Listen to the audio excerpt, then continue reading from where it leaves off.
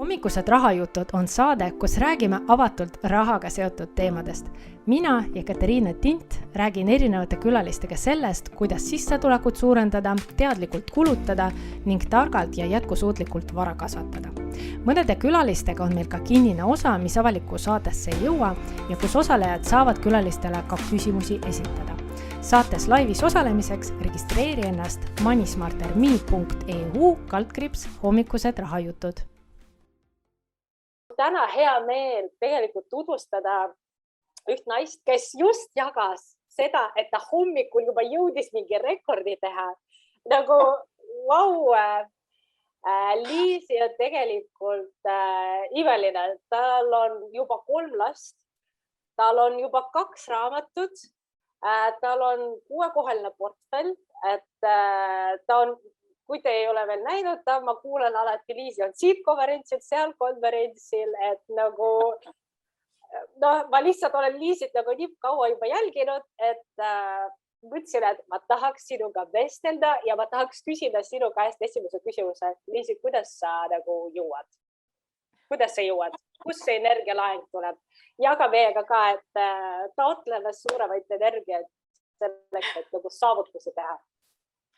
Tere ka minu poolt, et hästi hea meel, Katariina, et sa kutsusid mind siia täna hommikul ja tegelikult ma olengi hommikuinimene. Mulle hästi meeldib see, kui ma hommikul ärkan ja ma kohe hakkan nagu toimetama ja niipea, kui sa oled hommikul nagu midagi ära teinud, siis see tegelikult annab sellise jõu, et siis sa nagu, kõik ülejäänud asjad tulevad nagu nii lihtsalt. Nii ma näiteks septembris otsustasin liituda hommikujooksu väljakutsega. Iga jumala hommik septembrikuus käin siis jooksmas, miinimum on kas 3 kilomeetrit või 15 minutit, olenevalt kumb siis saab enne täis. Mina täna hommikul näiteks otsustasin osaleda sellisel üritusel nagu Guinessi maailmarekordi tegemine, kus siis inimesed üle maailma jooksevad 10 kilomeetrit, laevad oma tulemuse ülesse ja siis see on selline nagu massirekord. Ja juhtuski niimoodi, et mina jooksin oma elu parima tulemuse, siis oli natukene üle 55 minuti, et ma räägin, et mul on nagu selline power sees, et kui ma juba näiteks hommikul jooksmas olen ära käinud, et sa oled nagu midagi juba hästi teinud, et järelikult nüüd saab ainult paremaks minna, et ma arvangi, et võib-olla see võti on nagu selles, et need asjad, mida ma teen, need valikud, need ongi tehtud niimoodi, et need annavadki nagu energiat siis kuidas ma ütlen, üks tegevus annab energiat nagu teisele, et nad nagu toidavad üksteist ja siis tegelikult ongi see, et sa jõuadki nagu hakata tegema igasuguseid asju ja niimoodi tegelikult iga päev. Aga ütle ausalt, nagu algus. Ma lihtsalt rahaasjadest algus ma tean nagu kõige raskem, meil ei ole julgust, mul ei ole julgust, selles mõttes ma nagu marineerisin nii pikalt, analysis paralysis on see nime, et kui sa hakkad nagu igasuguse informatsiooni lugema ja siis kaod sellest nagu informatsiooni kaos tekib peas. Et kuidas sinu jaoks alguse sai ja mis oli see siuke, ma tean, ma pean niimoodi tegema? Ma arvan ja tegelikult seda näitavad uuringud, et see nii-öelda rahaasjades selline targalt toimetamine, et see mõnes mõttes on hästi palju seotud selliste nagu enesejuhtimisoskustega. See sõltub väga palju sellest, et mida me saame kodust kaasa. Minu vanemad näiteks ütlesid, et ära kuluta seda raha ära, mida sa suvega teenid, vaid vastupidi, et osta selle eest mingeid asju, mida meie sulle nõus ostma ei ole. Ja sealt edasi minu jaoks oli nagu hästi loogiline, et kui ühel hetkel tekkis regulaarne sissetulek, ma läksin päris tööle, erialasele tööle, et siis ma hakkasingi kohe raha kõrvale panema ja kohe investeerima. Et seda enam, et koolis nagu räägiti ja ma tahtsin nagu päriselt järgi katsuda, et milline see investeerimine siis tegelikult välja näeb. Aga selline nagu heureka hetk tegelikult käis ära siis, kui ma tutvusin oma praeguse abikaasaga ja kui me otsustasime, et nii paljud paarid kaklevad raha pärast, et see raha on seotud niivõrd paljude erinevate eluvaldkondadega, et meie tahame, et võt selles asjas oleks nagu harmoonia, et kui rahaasjad on korras, siis me saame nagu ükskõik mida nagu muud ületada. Ja selle otsuse me võtsime vastu 2014. aastal ja me hakkasimegi kahekesi koos siis hästi nagu selgelt finantsvabaduse suunas liikuma, et see eesmärk tuli nagu kuidagi hästi ruttu ja ma pean ütlema, et ega algus oligi raske, aga siis oligi, vaata, see motivatsioon oli nagu kõige suurem, et sa panidki nagu iga sendi kõrvale, sest et nii tahtsid nagu investeerida ja isegi kui sinul nagu tuli väike mõte, et see kuu ei viitsi, juulikuu, päike on väljas, suvi, tahaks minna randa, üldse mingite rahaasjade peale nagu mõelda, siis ma teadsin, et ma ei saa öelda seda, sest et mul mees ütleb kohe, et ei, stopp, meil on finantsvabadus, meil on eesmärk, et davai, et me teeme selle ära. Ja tegelikult me leidsimegi need viisid, kuidas siis saavutada seda eesmärki, mida me nii väga tahtsime ja samal ajal tegelikult me ei tundnud, et me kuidagi nagu piirame või kuidagi nagu paneme kätt ette, et me nüüd ei tee neid asju, mida me peaksime tegema 25-aastased noored inimesed. Me tegime kõike, mida me tahtsime ja samal ajal me siis tegelikult püüdlesime selle finantsvabaduse poole, et see oligi nagu hästi kokku pakitud selline tore ja. Ja Katariina, sa oled mute'i peal. Kuidas ma saan müüti peal olla? Mul tekib nii palju küsimusi, ma juba panin endale kirja, et number 1 on see, et kui sul on keegi, kellega sa saad seda teekonda jagada. Ma selle kohta tahaks küsida, et kas su abikaasa siis oli kohe nagu samal meelel või sa pidid teda kuidagi nagu tutvustama seda ideed? Ja teist küsimust ma jätan meelde, et sa ütlesid, et sul on juba nagu viisid, kuidas to have it all põhimõtteliselt, et ma saan nagu kõike. Selle kohta ma kindlasti ka küsin, aga enne selle esimese küsimuse osas. No sellega läks tegelikult nii, et mina alustasin investeerimisega 2010. aastal ja sellise rahaasjade juhtimisega tegelikult ka. Ja selleks hetkeks, kui me siis abikaasaga hakkasime kokku kolima, tema ei olnud veel astunud oma esimesi samme.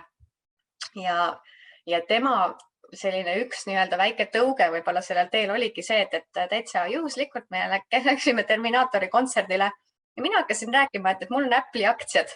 Ja siis kogu seltskond vaatas, et mis asjad sul on, et sul pole Apple'i telefoni, Apple'i arvutit või Apple'i mingit tääbi on ju, sul on Apple'i aktsiad. Ja sealt tegelikult ma nägin, et kuidas nagu silmavaade nagu muutub, on ju. Sinul on, mina tahan ka. Ja siis peale seda oligi niimoodi, et me kolisime kokku ja see summa, mida tema maksis enne siis korteri üüri eest, selle summa ta siis kohe kandis teisele kontole, ta hakkas kohe nagu peale. Ta tegi kohe oma mingeid ämbreid. Ma mäletan siiamaani seda hasarti nagu, tead Liisi, ma tegin selle tehingu, tead, ma sain selle aktsia, nii lahe ja et kuidas see oli nagu nii põnev ja kogu see analüüsimine, mis sinna juurde käis, et noh, see oli nagu minu jaoks nagu ka hämmastav, et minul võib-olla see ind nagu vahepeal selleks hetkeks oli hakanud raugema, aga tema see nagu uus energia, et kahekesi koos on lihtsalt nii palju kergem. Ja ma selles mõttes ma ütlen, et minu kogemus ütleb ka seda, et kui ma võtsin oma abikaasad kõrvale või põhimõtteliselt ma pidin temale seda eesmärki maha müüma, see ei olnud nagu kerge protsess, et kahjuks ta ei läinud niimoodi, et ma tahan ka aktsiad, et selles mõttes nagu mõtleme läbi rahulikult, mis see risk on, mis see tootud. Me oleme sellised nagu classical lähenemine selle investeerimisega, me oleme nagu seda teekonda niimoodi alustanud. Aga siis, kui esiteks sa ütlesid väga hästi, et jagad informatsiooni, et kuule, mul on nagu siuksed aktsiad või ma hakkasin jagama ka. Et vaata, mul on selline nagu intressid tulevad. Merko maksis mulle dividendid. Siis hakkavad mõtted jooksma, et kuule, nii ongi, et nii asi käibki. Ja teine inimene on see, kes saab sulle sisuliselt olla selles nagu vastutuspartneriks, on ju. Et see ei absoluutselt. Ole just. Aga see võib täiesti ka nii minna, et mina ise tean nagu oma tutvusringkonnast ka neid näiteid, et üks pool on nagu nii in ja teine teeb nii maha ja ütlebki niimoodi, et sa ostsid aktsiaid, sa kulutasid nüüd 300 eurot ära. Ja ei saagi aru ja nii ongi ja see tegelikult nii pidurdab ja see hoiab nii palju hoogu tagasi, et kui ei ole nagu kaasa, ei tule kaasa. Teinekord lihtsalt juhtub nii, et partnerid lihtsalt üldse ei huvita. Siis sa pead leidma nagu kellegi teise, kellega koos sa saad teha, sest et üksinda, mul on nii hea näide, et seesama hommikujooksud on ju, mida igal hommikul septembris teen. 1. september oli mega ilus ilm, väga soe oli, kõik oli väga fine, mul oli vaba päev, sest et mu laps läks kooli, saatsid lapse ära, kõik oli väga tore, käisid jooksmas, väga mõnus on ju, powerit kui palju. 2. september oli ka ilus ilm ja nii edasi paar päeva nagu, kõik need teised inimesed ju ka postitavad seal grupis, et vaata, mina käisin ka ja ma tegin täna pikemalt, tegin 5 kilti, ma tegin 6, tore on ju. ja siis ühel hetkel tuleb nagu see hommik, kui väljas sajab paduvihma, sa kuuled, kuidas see tuul ulub, kuidas igal lapsel on midagi kadunud, mingi probleem, kellel on pats tegemata, kellel on mingid kooliasjad kusagil. Noh, nagu terve elu nagu loobib kaikaid kodaratesse, et sa ei saa minna. Ei ole võimalik, Liisi, täna hommikul jääb su hommikujooks lihtsalt tegemata. Ja vot need hetked tulevad ette ka sellel nagu rahaasjade juhtimise teekonnal. Minu meelest seal on nagu nii palju paralleele. See raske hetk tuleb, igal juhul tuleb. See vastikilm ühel hetkel jõuab kohale, et isegi siis, kui sul nagu täiega veab ja 2 nädalat nagu ühtegi sellist vihmast hommikut ei ole, aga see ühel hetkel tuleb ja sa pead nendest rasketest hetkedest üle saama. Ma olen sinuga täiesti päri, et siis, kui sul on teine inimene kõrvas, siis sa ei olegi üksi. Aga mida teha, kui näiteks abikaasa ei olegi in? Et kui ta ütleb, et ei taha või nagu mõttetu, mida siis teha? Mina arvan, et väga hästi tegelikult töötab see praktiline lähenemine, et okei, et ära tule kaasa, aga mina teen hästi natukese haaval. No kui tulegi nagu mitte midagi muud välja, siis ma panen 25 eurot kasvukontole ja ma vaatangi või nagu sinul on, Ekateriina, see 10 eurot nädalas portfell. Ime hea näide. See on nagu nii väike summa, et ma ei märka, et kui ma seda ei kuluta. Ja ma näitan talle ja ma aeg-ajalt räägin, et näe vaata, et mis mul siin nagu toimub, on ju. Võingi rääkida, et täna oli kehv päev. Täna näe vaata, punases on nagu kõik kukkus, aga vaata nüüd järgmine päev, nüüd on jälle rohelises, vaata kui tore on ju. Ja ma vaikselt niimoodi räägin, et ma arvan, et selline mõnes mõttes nagu tilk-tilga haaval meetod, et tegelikult ühel hetkel teda hakkab huvitav, et miks sa ikka veel selle juures oled, et see ei ole nagu selline moeröögatus, et ma korraks tegelen ja siis ma nagu unustan ära. Vastupidi, et ma nagu järjepidevalt ikkagi või järjekindlalt, see on isegi parem sõna, järjekindlalt nagu tegelen sellega ja siis teda hakkab huvitama. Isegi kui ei hakka, siis võib-olla teda hakkab huvitama siis, kui ma näitan, et vaata nüüd, et mu dividendid on saavutanud sellise taseme, et ma suudaksin näiteks ära katta meie pere 1 kuu toidukulud. Niimoodi selliste nagu käega katsutavate tulemitena ma arvan, et ei saa olla mitte ühtegi inimest, kes nagu lõpuks ütleks, et ei mind üldse ei huvita, et me saame kõik kulud nagu kaetud passiivsest, aga et ei, mind ei huvita see asi. No ei ole ju niimoodi. Et mida me ju kõik tegelikult taotleme ja mida me sellest nagu rahaasjade juhtimisest tahame, on see, et me saaksime ise rohkem otsustada oma ajakasutuse üle, oma energiakasutuse üle. Ja see, ma arvan, olid sinu poolt nagu täiesti kuldsed sõnad, et raha ei ole eesmärk oma ette, et ma pean tunnistama mul alguses, kui ma üldse nagu selle investeerimisega mõtlesin, et jah, et ma pühendan aega, et sellega tegeleda, siis üks takistus, mis minu sees oli see, et nagu raha ei loo väärtust, vaata. Raha ei loo väärtust. Ja mul võttis nagu aega, et jõuda sinnamaani, et jah, raha, minu jaoks ma nagu ei taha spekuleerida näiteks, siis ma pigem nagu tahan keskenduda sellele, et ma sellele maailmale pakun nagu rohkem väärtust, minu energiat, nagu teeme ära tööd, projektid ja nii edasi. Ja raha lihtsalt on see abimees, mis nagu pakub mulle seda meelerahu, et ma ei pea raha pärast muretsema. See on minu peamine taotlus. Ma ei taha raha pärast muretseda. Et see vabastab sinu aja nende tegevuste jaoks, mis ongi nagu sulle olulised ja võib-olla mis maailma või Eesti mastaabis on ka nagu olulised. Just, et see on vahend ja selleks, et lihtsalt mitte kulutada oma aega nende murede peale, et nagu kui palju mul on, kas mul on piisavalt puhkuseks. Ei, selles mõttes tee enda jaoks see suur süsteem paika, nagu sul on, nagu mul on, nagu igal nagu investoril, keda mina tean isiklikult, et on olemas see süsteem, et sa säästad, paned kõrvale, investeerid, sul kasvab ja nagu avastadki, et mina olen avastanud, et ei olegi nagu okei, sa jah, planeerid raha, aga sa saad aru, et see on lihtsalt vahend, elu on midagi nagu muud. Ma olen hästi nõus, et meil oli ka nagu mingi hetk, kõik see asi oligi nagu rahas, et sa nagu mõtlesid selle peale, et kuidas ma saan nagu rohkem suunata oma investeeringutesse ja sellepärast ma jälgisin neid kulutusi, sellepärast ma mõtlesin oma ostusid läbi ja siis mingi hetk, kui minimalism näiteks jõudis minuni, siis ma sain aru, et aga see raha komponent on lihtsalt nagu üks pool, et see on ainult nagu väike osa ja tegelikult seal on nagu nii palju midagi muud, mida see veel nagu annab mulle. Et jah, ma olen nagu väga nõus selle mõttega. siin on juba tulnud küsimus, et kas abikaasaga koos raha fookusest võttes on tulnud ette ka tülisid, et kes kui palju panustab, kes kui palju on nõus oma mugavust või sõltuvusest vabanema? Meil ei ole tulnud, hästi ausalt öeldes, et meil ei ole olnud nagu sellepärast tülisid, et seesama eesmärk, mis võib-olla alguses seda finantsvabaduse eesmärki natuke kannustas, et me ei peaks raha pärast kaklema. Et meil ei ole kunagi seda olnud, et üks pool tahaks kuidagi rohkem kulutada. Et võib-olla see on ka nagu see olnud, et me oleme alati mõelnud nagu selle suurema või laiema pildi peale, et mille pärast me seda tahame, et me tahame seda, et me tulevikus saaksime rohkem panustada oma laste kasvatamisse just nagu aja mõttes, energia mõttes. Et me oleme tahtnud seda, et töö oleks põnev, hariv, selline, mis pakub endale nagu rohkem kui lihtsalt selline tuimalt 8–5 istumine kusagil. Ja ma ei tea, mul ei meenu nagu mitte ühtegi olukorda, kus mina või mul abikaasa oleks öelnud, et kuule, et ma nagu jubedalt tahan osta, ma ei tea, kallist autot meile, et see on kuidagi nii orgaaniline olnud, et see eesmärk on niivõrd ühine või et ta on nagu mõlema poole pealt nagu nii hästi lahti mõtestatud, et me oleme hästi palju nagu ikkagi rääkinud, et mis on see miks me seda tahame, et see nagu mõne eesmärgi puhul sa nagu näed, et see ei ole sinu eesmärk, see on kellegi teise eesmärk. Näiteks mina nägin oma magistrikraadi puhul, et kui ma ära lõpetasin, mul oligi tahtmine minna vanemate juurde ja öelda, palun, siin on teie paberid, ma nüüd lähen teen oma asja. Ausalt, aga siis nagu jällegi, kui ma panen kõrvale selle, et milline on nagu abikaasaga meie eesmärk on, et me oleme niivõrd selgeks selle omavahel rääkinud, et see ongi nagu nii minu eesmärk kui ka minu mehe eesmärk või meie nagu perena, meie suur ühine eesmärk, et selles mõttes see ei ole kuidagi olnud natukene rohkem minu või natuke rohkem tema oma. Ja, et sa ütlesid väga hästi rääkimine.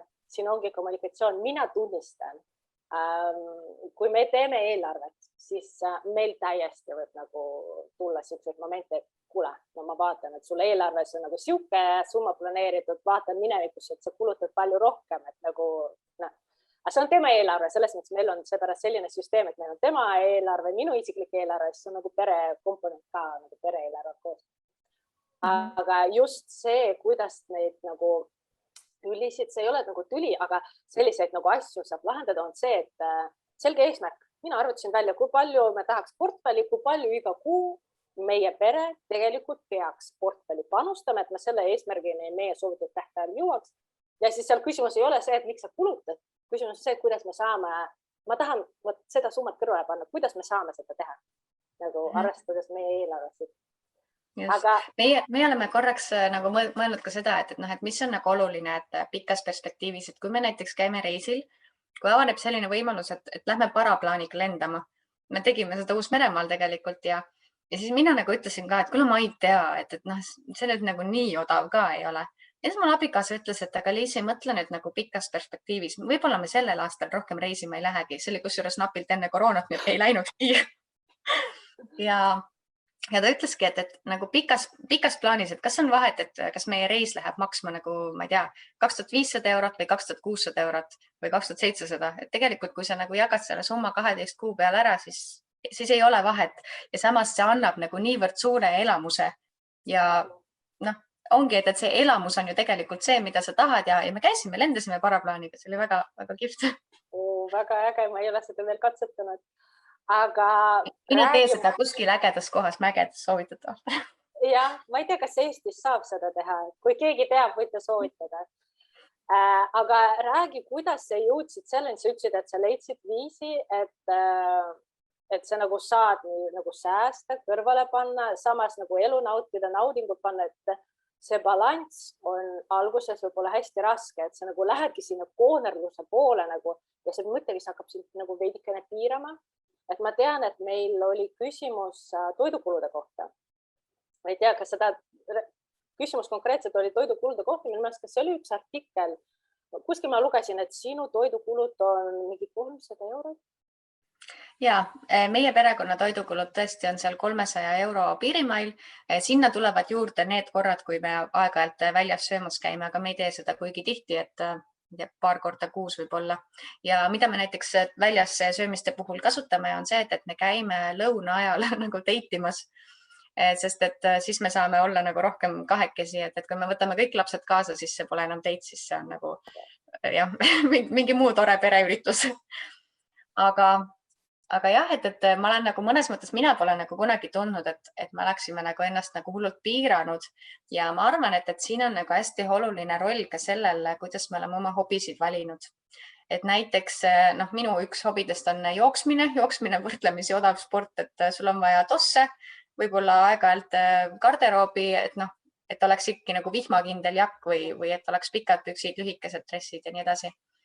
Aga et meil on nagu niivõrd palju selliseid hobisid või selliseid tegevusi, et mul ei ole sellist aega, et ma nüüd istuks diivani peal ja mõtleks, et issand, nii igav on, et nüüd nagu peaks kuhugile minema ja ma ei tea, midagi tegema, et vastupidi, et need nagu hobid ja tegevused, mis meie päeva täidavad, et need annavadki mulle nagu nii palju ja ma ei oska nagu rohkem tahta.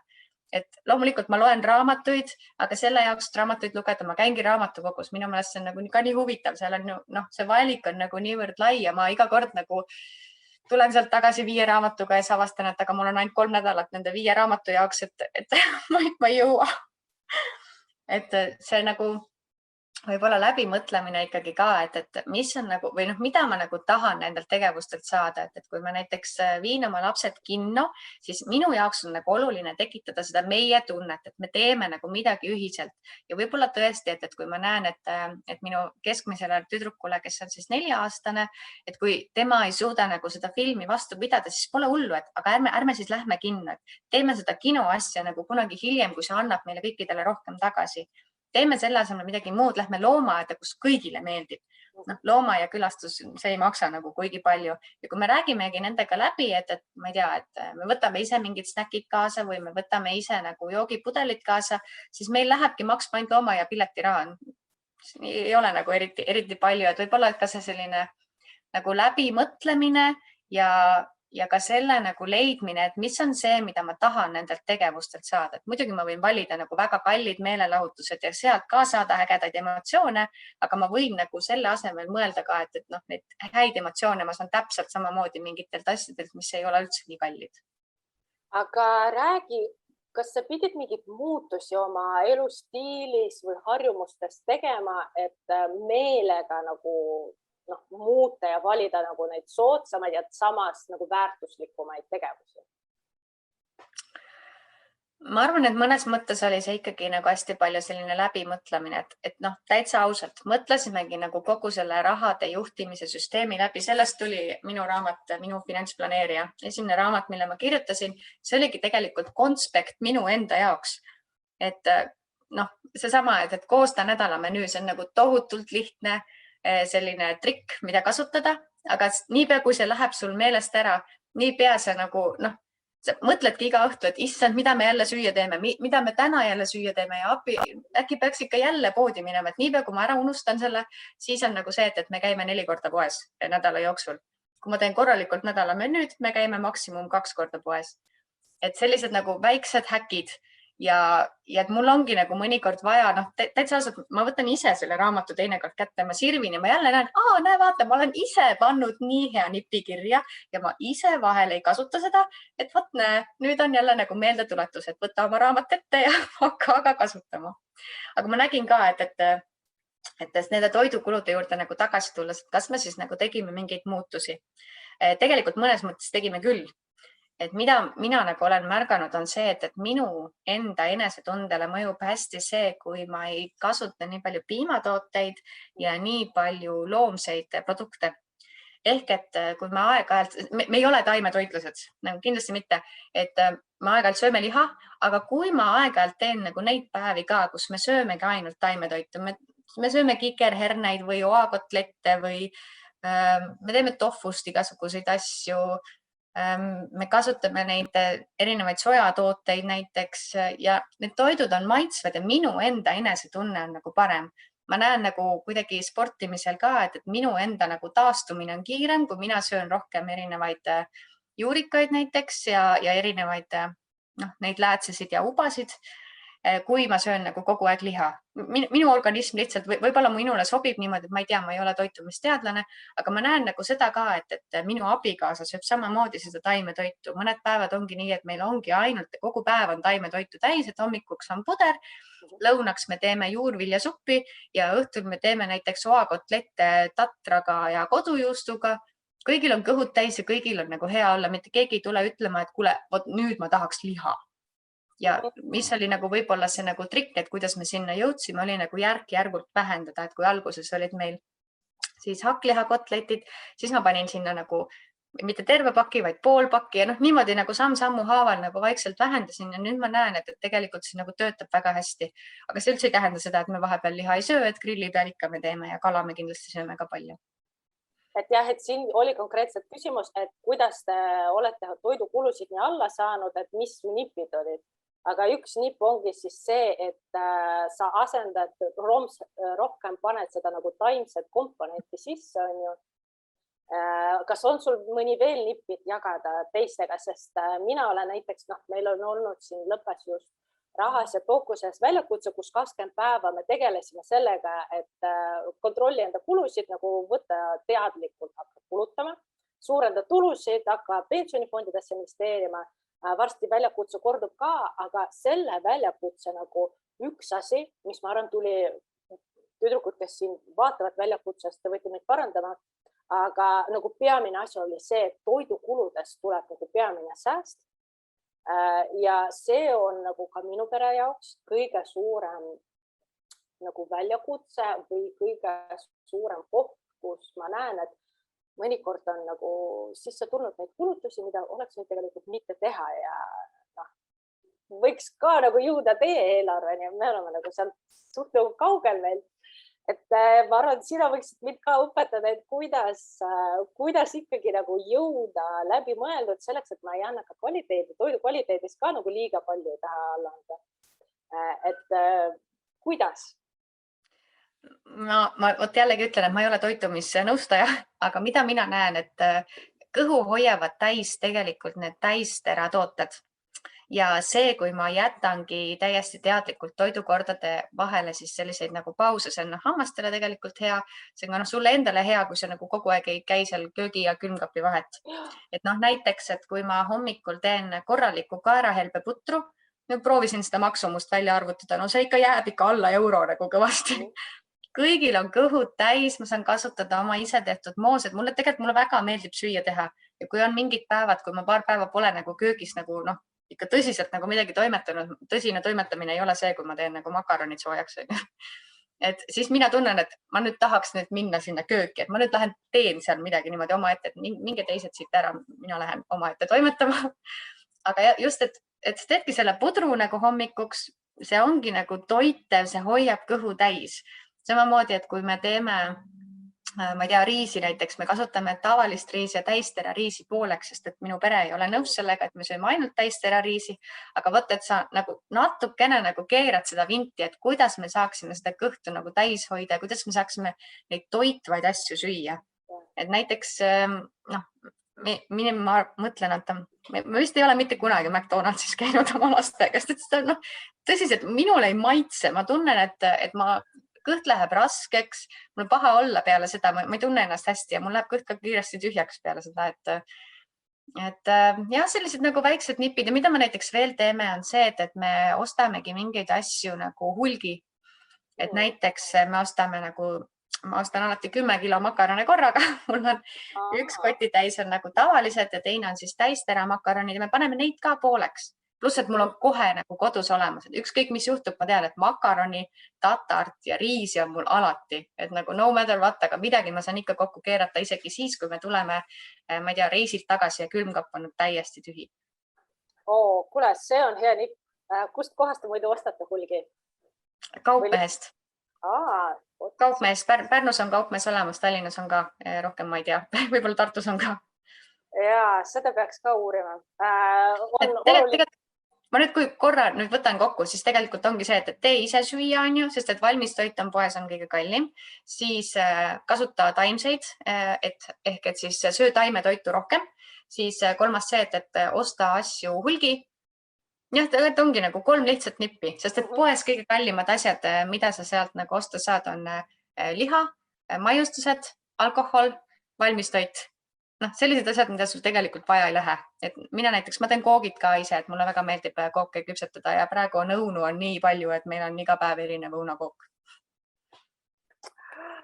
Siit juba isud tekkima siin koogi, ise küpsetatud koogi järgi. Ma muidu eile jalutasin, me elame Kristiines ja tegelikult, kui sa jalutad, ma vaatan, lihtsalt õunad seisavad nagu võtta ja siis eile oli ju see maailma koristuspäev, siis me korisime prügi ja siis üks naisterahvas ka leidis neid selle aia taga, et palun võtke õunu.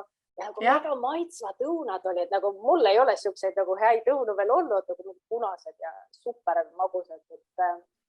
Et see on ka arvatavasti nipp, kuidas nii tervislik olla, kui tegelikult, mina nimetaks seda, et sa oled nagu teadlik tarbija, teadlik toituja või McDonaldsi kohta mulle meeldis väga sinu kommentaar, et ma olen tegelikult nõus, et kogemus on sarnane.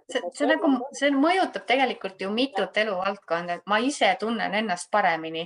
Mul on rohkem energiat, et tegeleda kõikide asjadega, millega ma tegeleda tahan.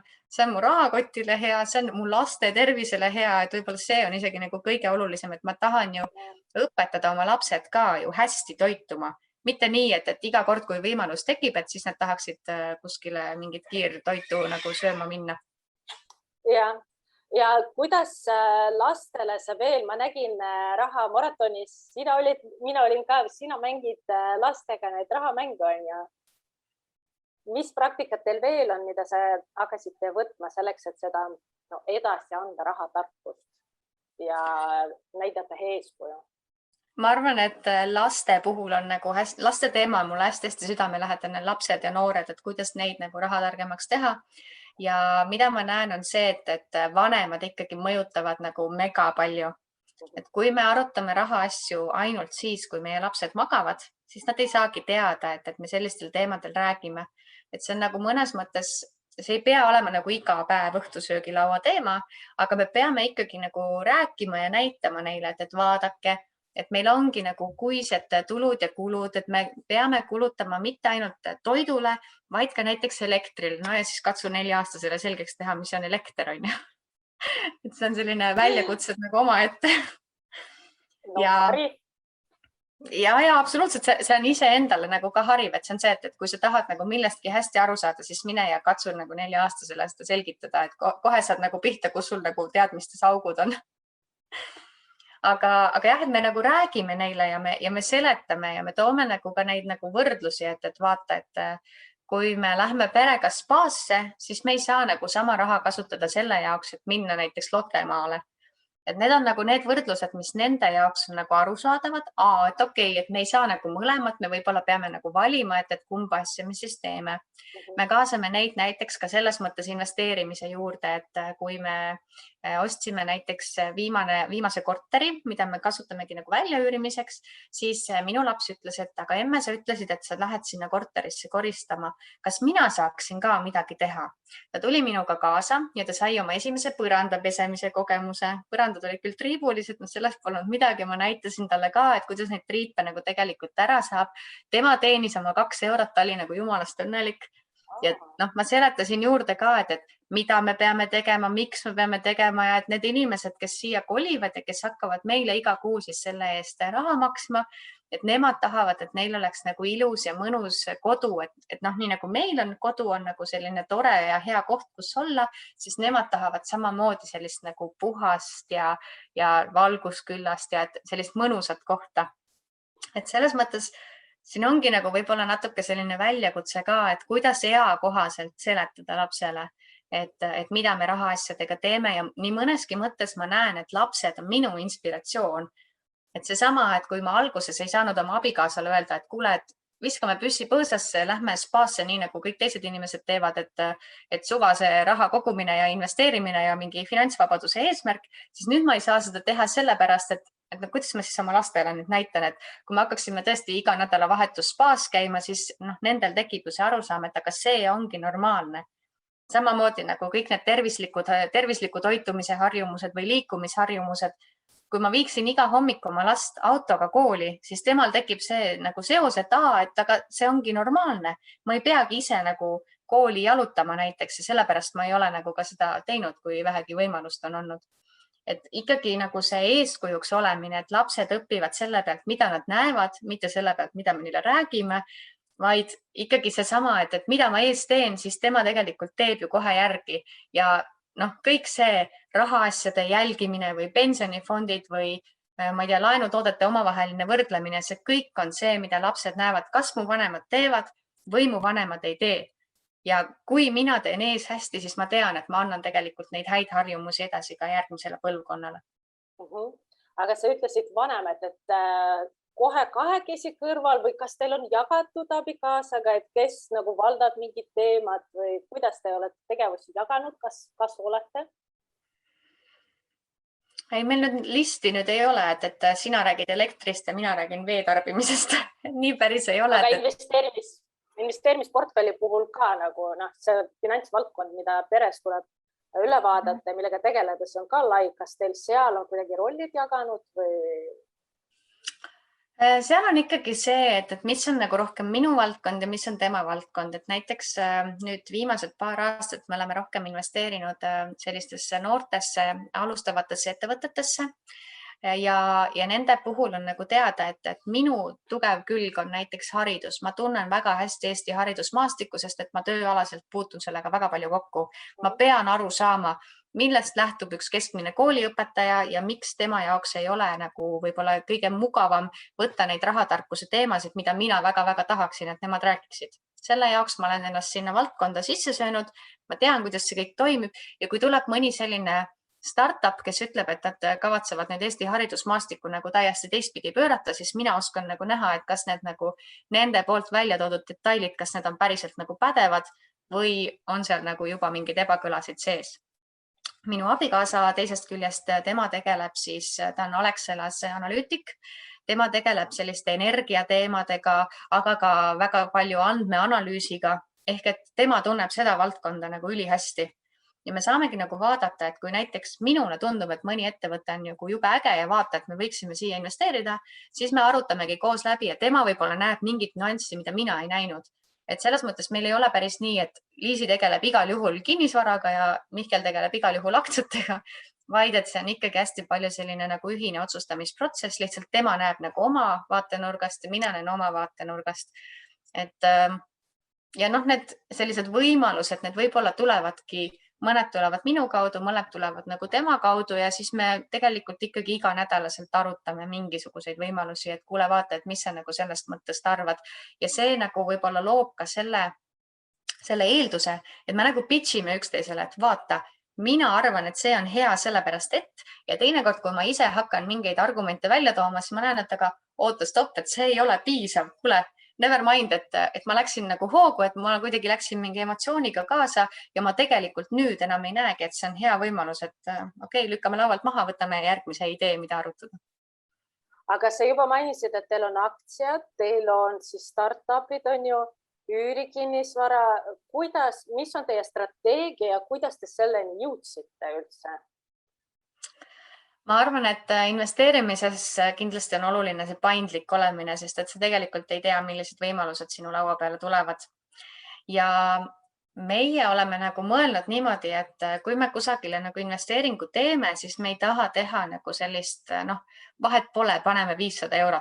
Sest et kui ma juba teen seda analüüsi, siis ma tahan olla nagu selles investeeringus niivõrd kindel, et ma oleksin nõus panustama sinna näiteks kas 1% oma portfellist. Portfell on juba nagu piisavalt suur ka ja kui meil on nagu hästi-hästi palju selliseid nagu pisikesi investeeringuid, näiteks 500 € kaupa, siis meie jaoks tegelikult see aja ja haldamiskulu see tegelikult on nagu liiga kõrge.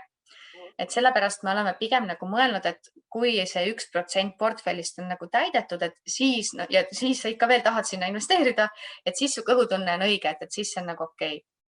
Aga jah, nagu sa ütlesid, meil on tõesti, ma just lugesin siin kokku ka, et 75% meie portfellist kuulub siis kinnisvara alla ja erinevate aktsiate alla. Seal sees on ka igasugused startup investeeringud ja tegelikult ma vaatangi, et kuidas need startupid on siin väga, väga oluliselt nagu tõusnud, et nad moodustavad juba päris suure osa meie portfellist, et kui selline hea tava on, et startup investeeringud võiksid sinna 10% juurde jääda, siis meil on juba 20% kandis.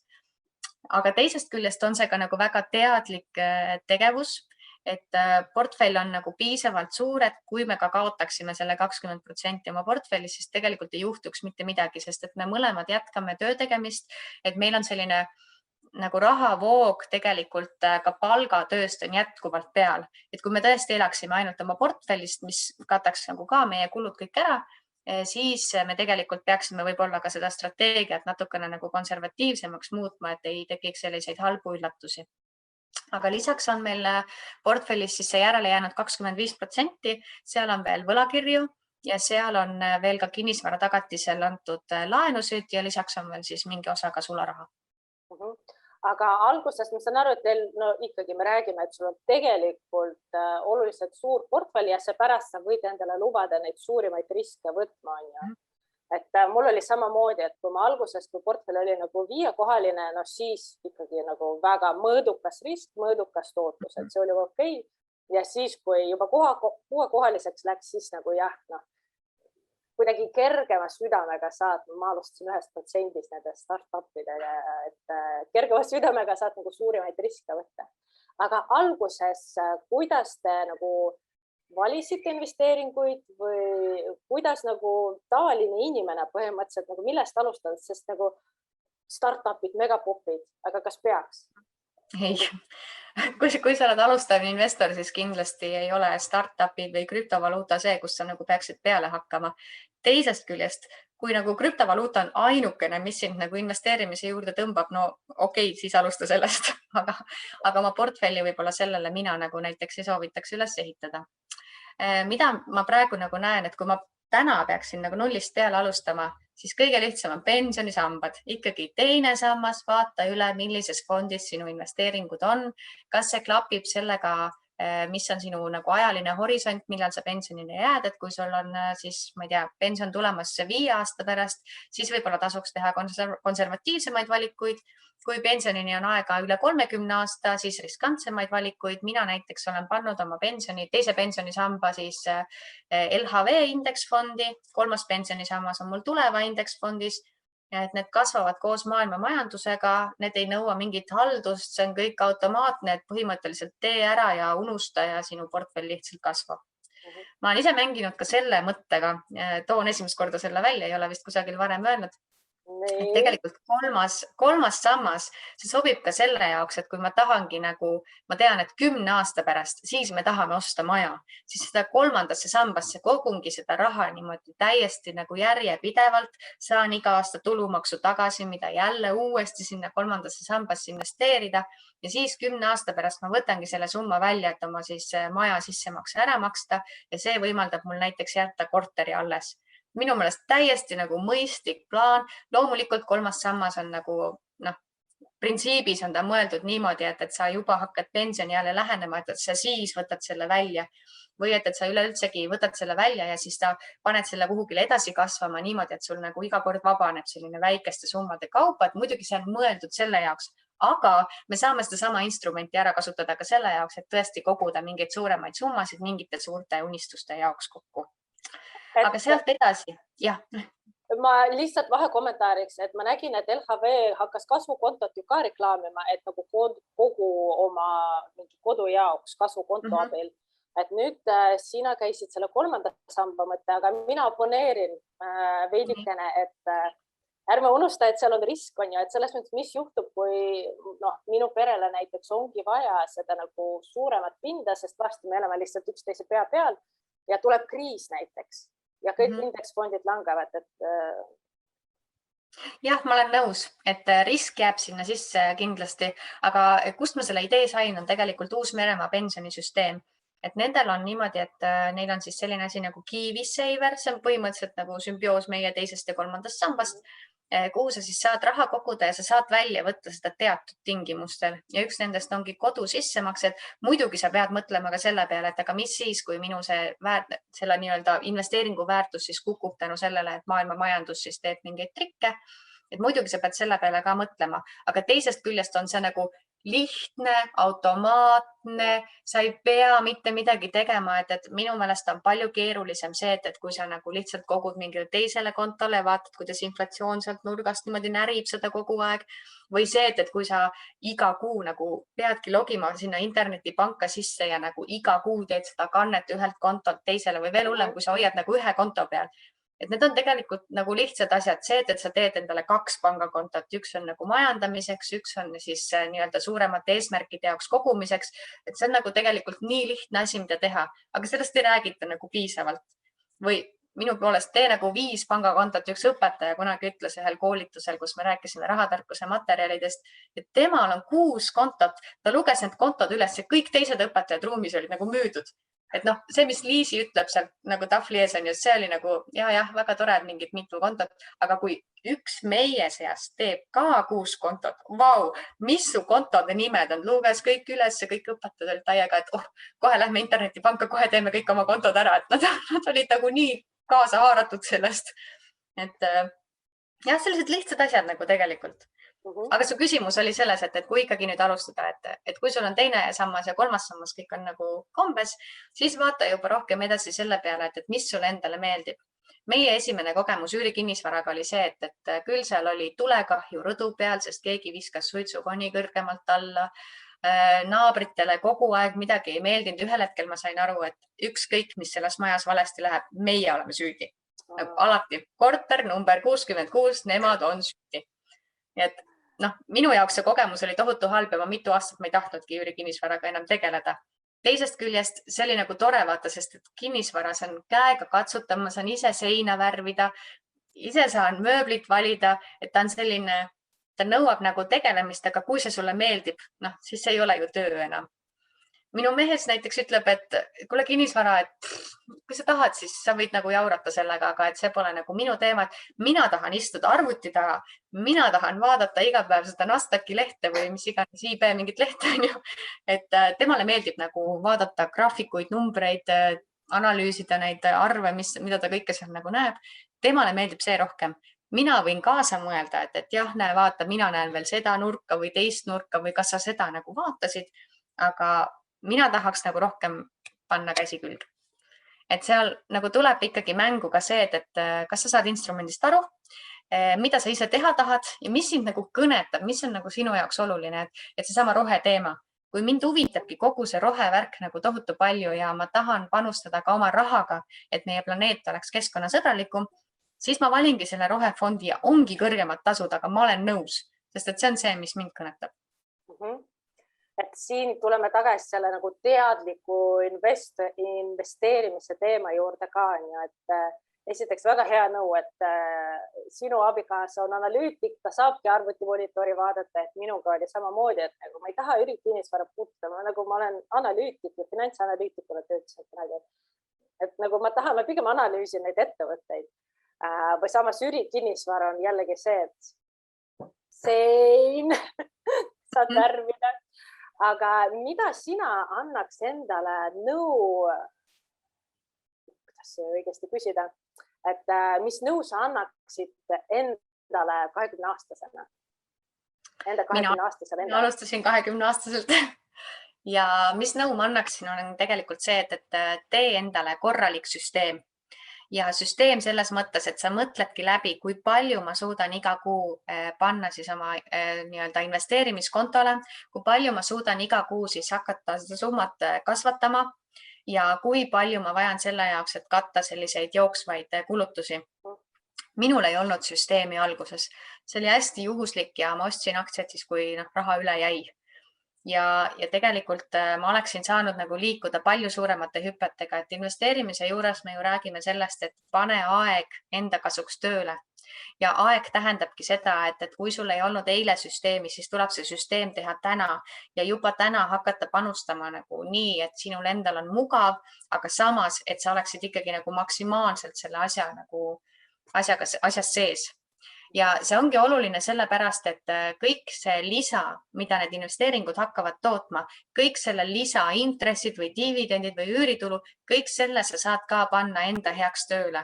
Mulle hullult meeldis, me käisime eile õhtul mina ja siis 2 blogijat, noort blogijat, tegime sellist paneeli siis Pärnu noortele ja üks nendest ütles, et mina ei alustanud 20-sena.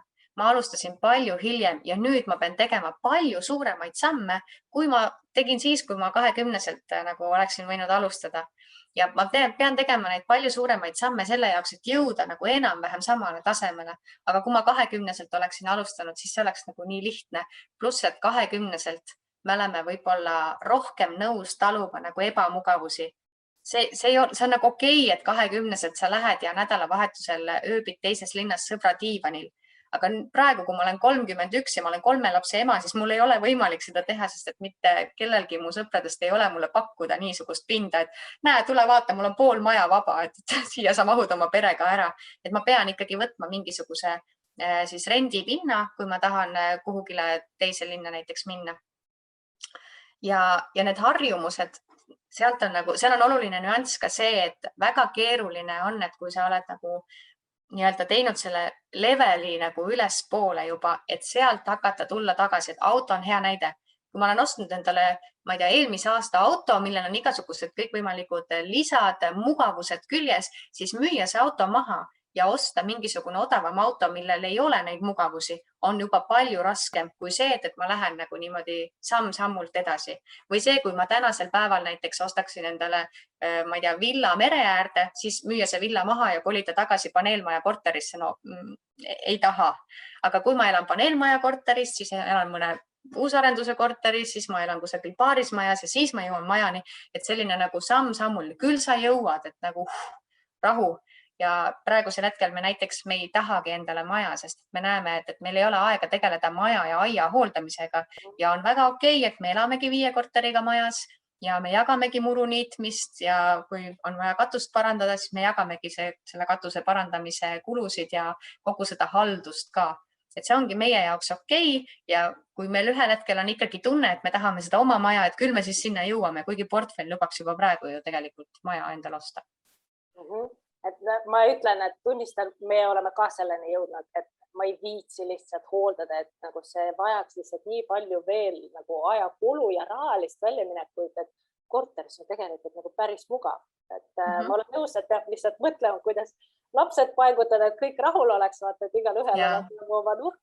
Aga muidu nagu korteris elamise osas on ka plusse. Aga siin tuli... Meil on aega kõikidel nagu ühe palju ja lihtsalt see on see valikute küsimus, et kuhu me seda aega siis kulutame ja kasutame. Ja siin on tulnud just küsimus, kas 50-aastasel on liiga hilja alustada nullist? Ei ole. Mina arvan, et absoluutselt igas vanuses on hea alustada, sest et olgem ausad, see investeerimine või kogu see rahaasjade juhtimine, see kogub järjest populaarsust ja kui me räägime ka sellest, siis ka 50-aastasena on suurepärane võimalus olla eeskujuks oma sõpradele, tuttavatele, oma lastele ja võib-olla ka oma lastelastele.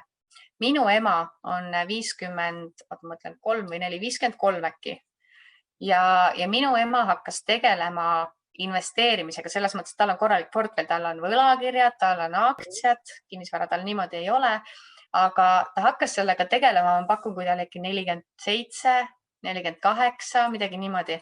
Täiesti okei, et tal on nii äge nüüd jagada, et ta ütleski, et läks üks päev tööle kontorisse, kohvinurka ja vaatab, et naised räägivad, et mingi jube huvitav teema, läheb ka kuulama ja räägitakse investeerimisest. Ja siis nad kõik vaatasid talle otsa, et kuule, sinu tütar on ju see, kes oli seal telekas selles saates.